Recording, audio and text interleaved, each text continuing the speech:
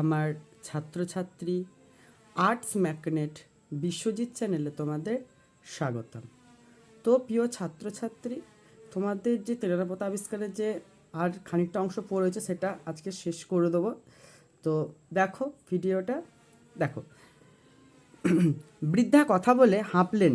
চকিতে একবার যামিনীর উপর দৃষ্টি বুলিয়ে নিয়ে আপনার মনে হবে কঠিন মুখোশের অন্তরালে তার মধ্যে কোথাও ধীরে ধীরে গলে যাচ্ছে ভাগ্য ও জীবনের বিরুদ্ধে গভীর হতাশায় উপাদানে তৈরি এক সুদৃঢ় শপথের ভিত্তি আলগা হয়ে যেতে আর বুঝি দেরি নেই। বৃদ্ধা আবার বলেন, যামিনীকে তুই সুখী হবি, যামিনীকে নিয়ে তুই সুখী হবি বাবা। আমার পেটে আছে বলে বলছি না, এমন হয় আমার পেটে হয়েছে বলে এমন বলছি না, এমন হয় না।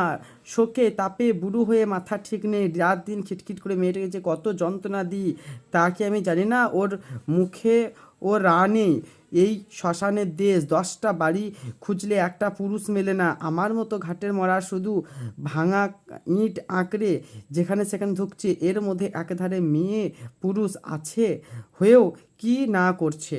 বলছে যামিনীকে, এবার ওকে যামিনীর জন্য বলছে যে বাবা ওকে তো নিবি, তুই ওকে নিয়ে সুখী হবি।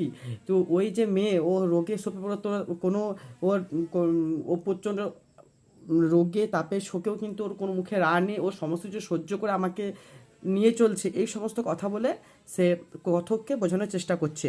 একান্ত ইচ্ছা সত্ত্বেও চোখ তুলে একটি বা তাকাতে আপনার সাহস হবে না, আপনার নিজের চোখে জল বুঝি আর গোপন রাখা যাবে না। বৃদ্ধা ছোট একটি নিঃশ্বাস ফেলবেন। যামিনীকে তুই নিবি তো বাবা? তোর শেষ কথা না পেলে আমি মরেও শান্তি পাবো না।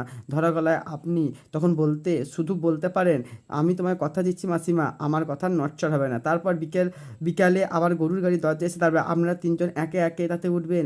যাবার মুহূর্তে গাড়ির কাছে এসে দাঁড়িয়ে আপনার দিকে সেই করুণ দুটি চোখ তুলে যামিনী শুধু বলবে, আপনার ছিপটা যে পড়ে রইলো, টিপ যে পড়ে রইলো।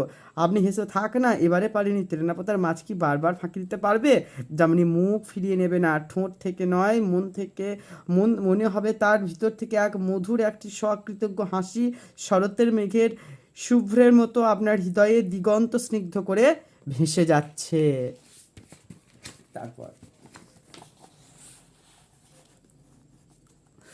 গাড়ি চলবে কবে? 100 না 150 বছর আগে ম্যালেরিয়ার মড়কে এক দুর্বার বন্যা তেলেনাপতকে চলমান জীবন্ত জগতের এক বিস্মৃতি বিলীন প্রান্তে ভাসিয়ে নিয়ে এনে ফেলে রেখে দিয়েছে। আপনার বন্ধু হয়তো সেই আলোচনা করবে। অর্থাৎ কথকেরা কিন্তু এবার বাড়ি ফিরে যাচ্ছে। ফিরে যাওয়ার সময় যামিনী তাকে বলে যে আপনার যে ছিপটিপ যে পড়ে রইলো, কিন্তু বলে এবারে তেলেনাপতার মাছ, এবারে সে ফাঁকি দিতে পেরেছে, কিন্তু পরের বার তা ফাঁকি দিতে পারবে না। তো এই কথা শুনে সে ভাবে যে আবার হয়তো সে ফিরে আসবে, তখন সে যামিনীকে বিয়ে করে নেবে। তখন তার হৃদয়ের যে সুপ্ত বাসনা, তার যে মনের আনন্দ, সেটা প্রকাশিত হবে। সে কথা ভালো করে আপনার কানে যাবে না। গাড়ির সংকীর্ণতা আর আপনাকে পীড়িত করবে না। তার চাকার একঘেয়ে কাঁদুনি আর আপনার কাছে কর্কশ লাগবে না। আপনি শুধু নিজের হৃদস্পন্দনে একটি কথায় বারবার ধ্বনিত হচ্ছে শুনুন, ফিরে আসবো, ফিরে আসবো। অর্থাৎ সে ভাববে যে আমি কিন্তু আবার এখানে ফিরে আসবো। মহানগরের জনাকীর্ণতা আলোক ঝল রাজপথে যখন আপনি এসে পৌঁছে, তখন আপনার তেরেনাপতার স্মৃতি সুদূর এবং অতি অতি অন্তরঙ্গ একটি তারার মতো উজ্জ্বল হয়ে আছে। ছোটোখাটো বাঁধা বিলম্বিত কটি দিন কেটে যাবে, মনের আকাশে একটু একটু কুয়াশা জমছে কিনা আপনি টের পাবেন না। তারপর যেদিন সমস্ত বাধা অপসারিত হয়ে তেরেনাপথে ফিরে যাওয়ার জন্য আপনি প্রস্তুত হবেন, সেদিন আপনার মাথা যন্ত্রণায় কম্প দেওয়া শীত লেপ তোষক মুড়ি দিয়ে আপনাকে শুতে হবে। থার্মোমিটারে পারা জানাবে 105 ডিগ্রি। ডাক্তার এসে বলে, ম্যালেরিয়া কোথা থেকে লাগালেন? আপনি শুনতে শুনতে জ্বরের ঘোরে আচ্ছন্ন হয়ে যাবেন। অর্থাৎ যখন তিনি আবার ফিরে যেতে চাইবেন তেরেনাপতায়, তখন কিন্তু তিনি আবার ম্যালেরিয়া রোগে আক্রান্ত হবে। বহুদিন বাদে অত্যন্ত দুর্বল শরীর নিয়ে যখন বাইরের আলো হাওয়ায় কম্পিত পদে এসে বসলেন, তখন দেখবেন নিজের অজ্ঞাত সারে দেহ মনের অনেক ধোয়া মোছা হয়ে গেছে। অর্থাৎ বহুদিন বাদে ম্যালেরিয়া রোগ থেকে তিনি যখন ফিরে একটু সুস্থ হবেন, তখন দেখবেন নিজের অজ্ঞাত সারে সমস্ত কিছু ভুলে যেতে লেগেছেন। অস্ত যাওয়ার মতো তার তেলেনাপতার স্মৃতি আপনার ঝাপসা একটা স্মৃতি বলে মনে হবে তেলেনাপতা বলে সত্যি কিছু নেই।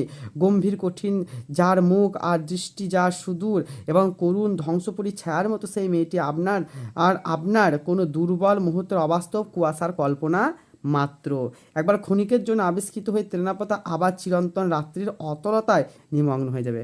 অর্থাৎ লেখক যখন ম্যালেরিয়া রোগ থেকে বেঁচে উঠবে, তখন কিন্তু তেলেনাপতার স্মৃতি তার কাছে আর মনে থাকবে না, কীভাবে কুয়াশার ক্ষীণ একটা ছায়া মাত্র বলে মনে হবে, এবং সেটা আস্তে আস্তে লেখকের স্মৃতিতে বিলীন হতে যেতে শুরু করবে। তো তো এইটুকুই। আর যে থাকলো, তো এখানকার মধ্যে বড় কোশ্চেন, আপনার আসল উদ্দেশ্য আপনি নিশ্চয়ই বিস্মিত হবেন না। হ্যাঁ, এইটা খুব ইম্পর্টেন্ট কোশ্চেন, এটা তোমরা রেডি করে রেখো। আর ভিডিওটা যদি ভালো লেগে থাকে একটা লাইক, কমেন্ট, শেয়ার ও সাবস্ক্রাইব করে দিয়ে চ্যানেলটার পাশে থাকবে। ধন্যবাদ।